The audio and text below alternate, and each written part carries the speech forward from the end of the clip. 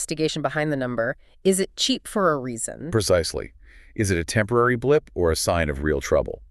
That's the work. Okay, next ratio. Price to book, PB share price divided by book value per share. Right. Reflects the value relative to the company's assets minus liabilities on the books. Yeah. Walter Schloss, that quiet compounder we mentioned, Yeah. he explicitly loved buying stocks below book value. He felt it gave him a certain amount of protection. You're buying assets for less than they're recorded at, essentially. Buffett liked book value too, didn't he? Partly because earnings can be massaged. Yeah, pliable was his word. Earnings can be legally managed with accounting choices. Book value, while not perfect, tends to be a bit more stable, harder to fudge. Though, for asset-light businesses like software, PB isn't very useful. You adapt. Good point. Okay, what about debt? Debt to equity ratio, DE. Crucial measure of leverage. Compares total debt to shareholder equity.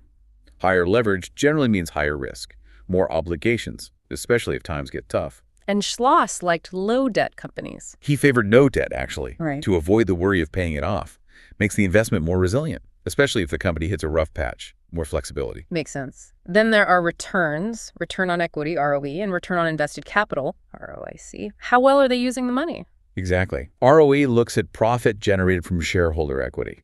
ROIC is often seen as better because it looks at returns on all capital debt and equity combined. Generally, high returns with little debt. That's the sweet spot. Strong profits without too much financial risk. And there was that research about ROIC. Some companies just keep high returns. Yeah, Michael Mobusin's work. Most companies' ROICs eventually revert to the average because of competition. But about 4% seem to defy that gravity. The super performers. Right. Usually companies with incredibly strong brands, durable products.